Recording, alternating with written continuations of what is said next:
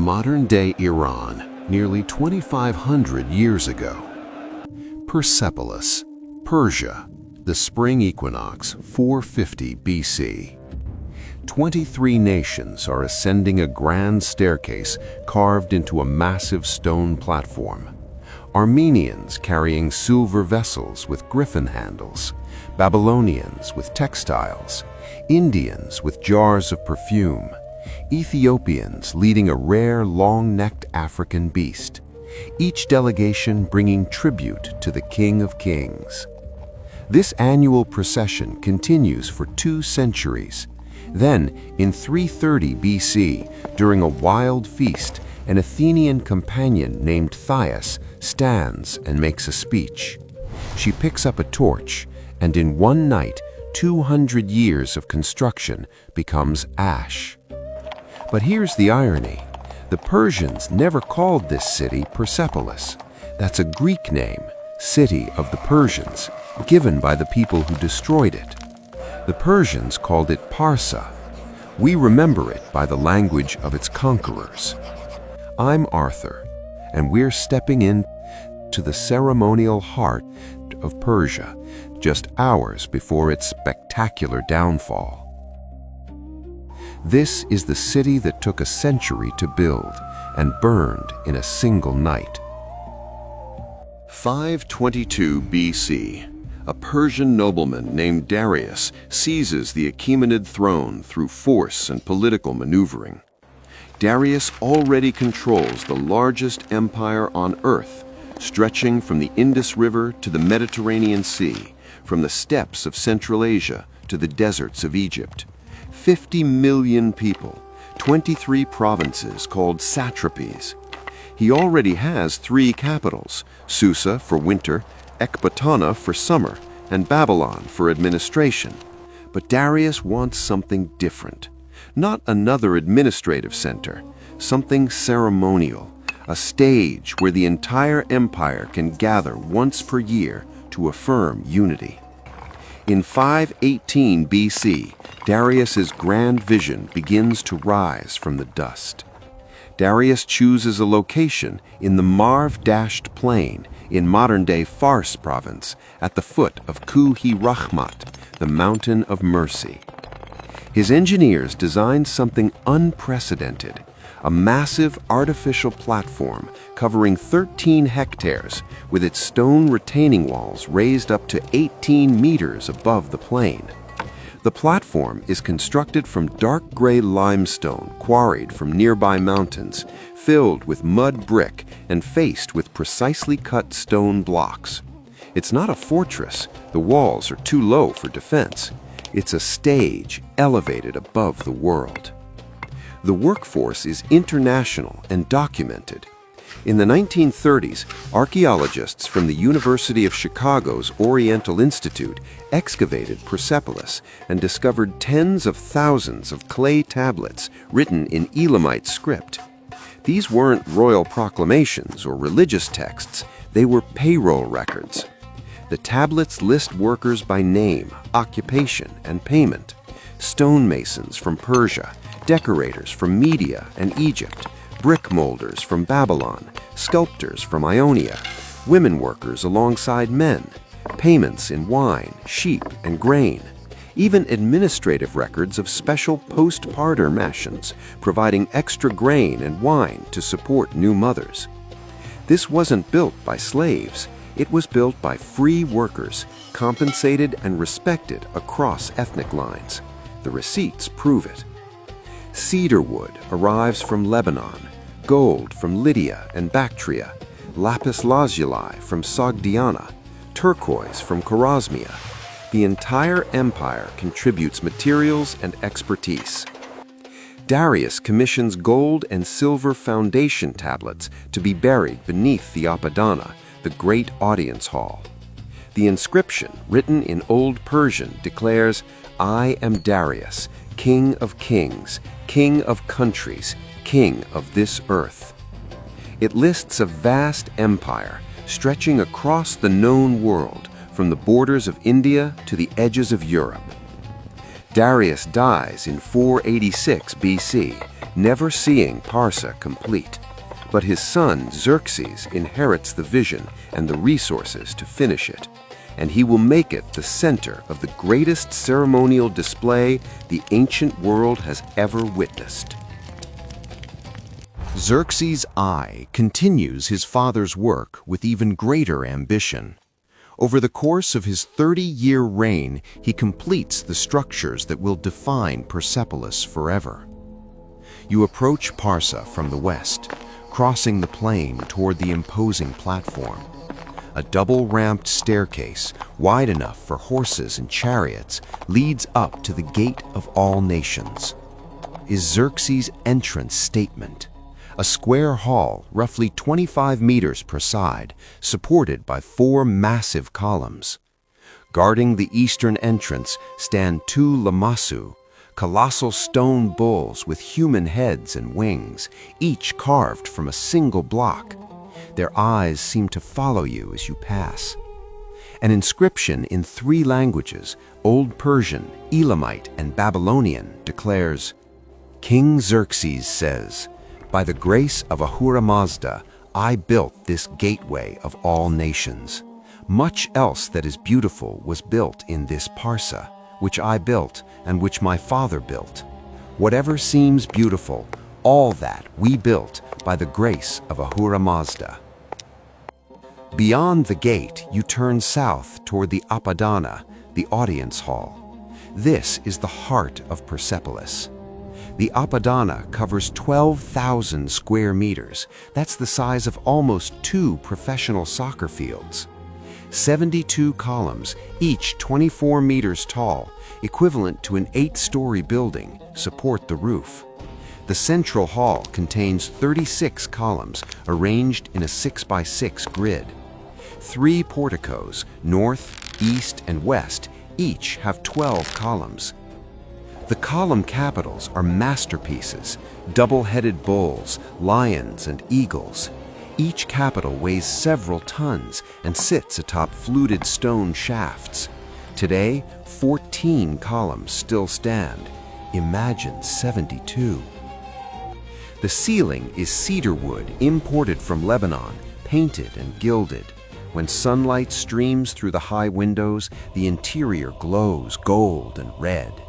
10,000 people can gather here comfortably. East of the Apadana rises the throne hall, also called the Hall of 100 Columns. Started by Xerxes and completed by Artaxerxes I, it's even larger than the Apadana, a massive square spanning almost an entire modern city block, but lower. This is where military receptions occur, where generals and governors report. 8 massive stone doorways feature reliefs of the king battling mythical beasts. 2 colossal stone bulls flank the northern portico. South of the Apadana sits the palace of Darius, designed to capture the winter sun. Higher still, carved directly into the mountain, stands the palace of Xerxes. From here, the king can survey the entire platform and the plain beyond. And then there's the treasury, a vast complex of storage rooms where tribute from 23 satrapies is kept: gold, silver, precious stones, fine textiles, and exotic animals. Water reaches the platform through an ingenious qanat system, underground channels bringing water from the mountains, a Persian invention that will spread across the Middle East and endure for millennia. But Persepolis isn't designed for daily governance. It's designed for one annual event that defines the empire. And every spring, when the equinox arrives, the world comes to Parsa. Nowruz, New Day. The Persian New Year. For over 3,000 years, still celebrated today by 300 million people, Nowruz marks the spring equinox, when day and night are equal, when winter yields to rebirth, when darkness surrenders to light. For Zoroastrians, Nowruz has cosmic significance. Ahura Mazda, the supreme deity embodying light, truth, and wisdom, triumphs over chaos. Fire, sacred in Zoroastrianism, symbolizes purity and divine presence. Nowruz celebrates this eternal victory of light over darkness, of order over chaos. At Persepolis, Nowruz is more than a religious festival. It's the empire's annual affirmation, and it's frozen forever in stone.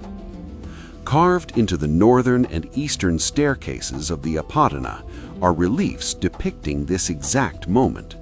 But instead of just looking at the ruins, picture this. It's March 20th, 450 BC. You're part of the Armenian delegation. You've traveled for weeks, carrying the finest silver vessels with griffin handles your craftsmen could produce. You ascend the grand staircase as the sun rises over the mountain of mercy. The smell of roasting meat and burning incense fills the air. Musicians play flutes and lyres. Ahead of you, Babylonians climb in distinctive robes. Behind you, Ethiopians lead a rare long-necked African creature, perhaps an okapi or a young giraffe. You are surrounded by 23 different nations, all wearing distinct clothing, ascending together toward the King of Kings. You pass through the Gate of All Nations and enter the Apadana. 10,000 people fill the hall. 72 massive columns soar overhead. At the far end, King Artaxerxes I sits enthroned. You approach, kneel, and present your silver vessels. He nods, and an attendant hands you a gift in return, a golden bracelet and a bolt of fine linen. Because this isn't simple taxation, it's reciprocity. The reliefs carved outside commemorate mutual obligation, not domination. Later, the legendary banquets begin. 15,000 people are fed daily. The royal tables groan under the weight of sweet and sour stews spiced with Ethiopian cumin, saffron-colored rice, and exotic dishes painted with edible gold leaf. The Greek historian Xenophon marveled that Persian cooks were always inventing new dishes. But the feast isn't just for nobles. The payroll tablets record that even the common workers who built this magnificent city receive extra rations of wine, grain, and meat. Everyone eats well. Around you, Babylonians, Indians, Egyptians, Lydians, 23 nations sharing a meal in an empire that feeds its people. For 200 years this happens every spring. 23 nations ascending, the King of Kings receiving, gifts exchanged, feasts shared, the empire renewed. And then, in 332 BC, the greatest conqueror in history crosses the Hellespont, and everything changes. In 334 BC, a 22-year-old Alexander of Macedon crosses into Persian territory. In just 4 short years, he shatters the greatest empire on earth. Through a series of brilliant, relentless tactics at Granicus, Issus, and finally Gaugamela, Alexander crushes the Persian lines. King Darius III flees, and the Achaemenid Empire collapses. Alexander takes Babylon without resistance, then Susa. Then, in January 330 BC, he arrives at Persepolis. There's no battle. The city surrenders. Tiridates, the treasury keeper, opens the gates and offers Alexander the keys. Perhaps he hopes for mercy. Alexander enters the ceremonial capital of the empire he's just conquered, and he's horrified by what he finds on the road leading in. 800 Greek artisans, severely injured and permanently scarred. The Persians had kept them for their skills, but physically disabled them to prevent escape. Alexander is furious.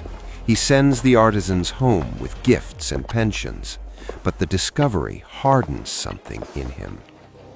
For 3 months, January through April 330 BC, Alexander's army occupies Persepolis. They loot the treasury systematically. 120,000 talents of gold and silver. Plutarch writes that it's the greatest accumulation of wealth ever amassed in one place. It takes 10,000 mules and 5,000 camels just to transport it. The soldiers live in luxury. They occupy the palaces built for Persian kings. They feast in halls designed for Nowruz celebrations. They drink wine meant for royal banquets. And Alexander faces a question: what to do with Persepolis itself? Spare it as a symbol of his own imperial ambitions? He's declared himself the successor to the Achaemenid kings, the new king of kings. Or destroy it as revenge for what Xerxes did to Athens 150 years ago, when Persian armies burned the Acropolis and the temples of the gods. The decision is made during a feast, and the catalyst is a woman. April or May 330 BC. The exact date is lost, but the night is not. Alexander hosts a symposium, a Greek drinking party in the palace of Xerxes. Wine flows, musicians play, dancers perform. The generals celebrate the conquest of the richest city in the known world. Among the guests is Thias, an Athenian hetaira, a companion of high status, but rather a highly educated companion. Hetairai were educated, sophisticated women who accompanied powerful men and participated in intellectual and political discourse. Thias is the companion of Ptolemy, one of Alexander's most trusted generals and future founder of the Ptolemaic dynasty in Egypt. At some point during the feast, Thias stands. The room quiets. She stands before the king and says something like this: "Alexander, your greatest achievement would be this: to join in a procession, set fire to the palace of the Persian kings, and let women's hands destroy in a single moment what Persian power took centuries to build. Let this be revenge for the Greek temples Xerxes destroyed." In 480 BC, Xerxes' armies invaded Greece, burned Athens, and destroyed the temples on the Acropolis. The wounds are still fresh in Greek cultural memory. The room erupts. Soldiers cheer. Alexander, overwhelmed by the moment, flushed with victory, perhaps genuinely moved by the rhetoric, agrees. They form a komos, a victory procession in honor of Dionysus, the god of wine and ecstasy. Alexander leads. Thias follows. Musicians play flutes and pipes. The revelers carry torches, wear garlands, sing and dance through the palace complex. The target is deliberate: the palace of Xerxes, the symbolic heart of Persian imperial power. Thias throws the first torch after Alexander. The cedar wood, imported from Lebanon a century and a half earlier, is dry as kindling. The flames catch instantly. Flames leap from beam to beam, room to room. The palace of Xerxes becomes an inferno. The fire spreads. The Apadana ignites. The throne hall burns. The treasury, already looted, collapses in flames. Alexander's army, camped nearby, sees the fire and rushes in, thinking it's an accident. They arrive to find Alexander himself piling wood onto the flames. The soldiers understand. They join the destruction. The fire burns for days. Cedar beams crash down. Stone columns crack from the heat. Gold and silver objects in the treasury melt into puddles. When archaeologists excavate Persepolis in the 1930s, they find a layer of ash 1 to 3 feet deep. Black burn marks scar the bases of columns that survived. The palace of Xerxes is the most damaged structure on the platform. The Tachara, protected by its position, partly survives. Ancient historians are deeply divided. Some claim it was a cold, calculated act of revenge for the burning of Athens. Others say it was spontaneous, a theatrical disaster fueled by wine, rhetoric, and a single courtesan. The truth is probably both. The desire for revenge existed, but the execution was an out-of-control celebration. Later, perhaps weeks, perhaps years, Alexander returns to Persepolis and sees what he's done. According to Plutarch, he regrets it. He realizes he hasn't just destroyed a palace, he's erased a monument to human cooperation, to the idea that an empire could respect the diversity of its subjects, even as it demanded their tribute. Phaeus, for her part, marries Ptolemy after Alexander's death. They have 3 children. Ptolemy becomes pharaoh of Egypt and founds the Library of Alexandria, one of the great repositories of knowledge in the ancient world. The irony is exquisite.